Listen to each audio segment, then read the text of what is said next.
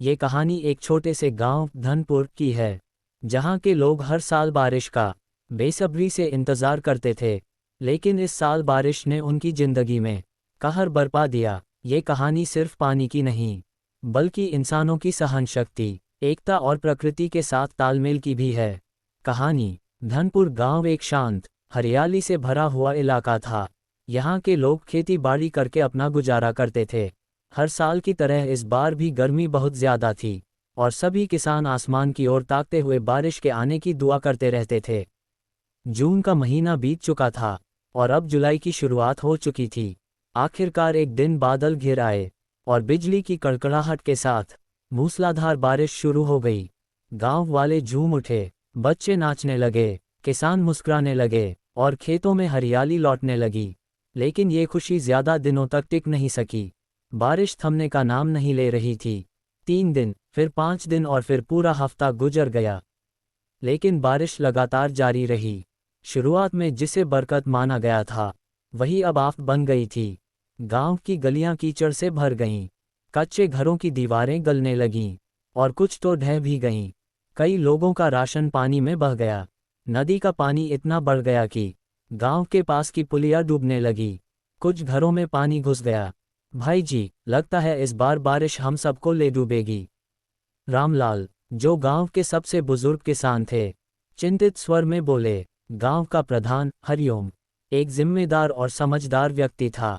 उसने तुरंत गांव की चौपाल में बैठक बुलाई। हमें मिलकर कोई उपाय करना होगा। सबसे पहले हमें बुजुर्गों और बच्चों को सुरक्षित स्थान पर ले जाना होगा। पंचायत भवन को शरणस्थली बनाते हैं। जो लोग परेशान हैं वहां आ जाएं।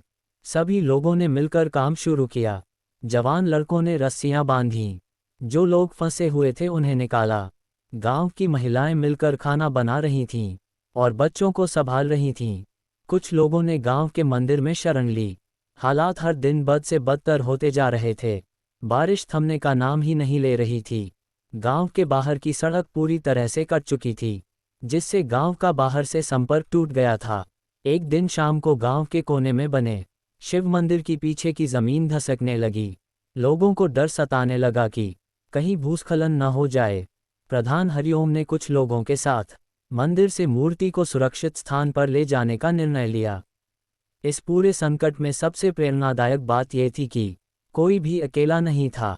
जो जिसके पास था, उसने बांटा। गांव के अमीर किसान गोविंद सिंह ने अपने गोदाम खोल दिए ताकि लोग भूखे न रहें।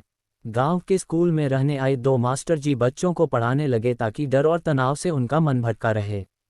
इसी बीच गांव की गर्भवती महिला सुनीता देवी को अचानक प्रसव पीड़ा शुरू हो गई, पर डॉक्टर तो मीलों दूर था। सड़कों का हाल ऐसा कि कोई बाहर नहीं जा सकता था। सभी चिंतित हो उठे, लेकिन गांव की दाई बिंदिया बाई, जो अब बुजुर्ग हो चुकी थीं, सामने आईं। उन्होंने पूरे आत्मविश्वास से कहा, मैं कर लूंगी बेटा, भगवान का नाम लो। उनकी देखरेख में सुनीता देवी ने एक स्वस्थ बच्चे को जन्म दिया। पूरे गांव में एक उम्मीद की किरण जागी। आखिरकार 10वें दिन बारिश थमी, बादल छंटे, सूरज की किरणें निकलीं, और चारों ओर एक अजीब सी शांति फैल गई।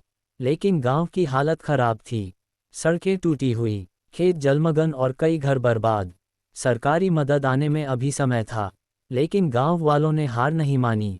उन्होंने मिलकर गांव की सफाई शुरू की, टूटी झोपड़ियों को फिर से खड़ा किया, और बच्चों को स्कूल वापस भेजा। हमारे पास सब कुछ नहीं बचा, पर हम सब एक दूसरे के साथ हैं। यही सबसे बड़ी पूंजी है, प्रधान हरिओम ने मुस्कराते हुए कहा।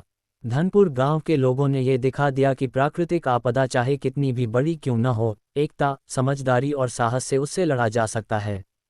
बारिश उन्हें तोड़ नहीं पाए, बल्कि और मजबूत बना गई।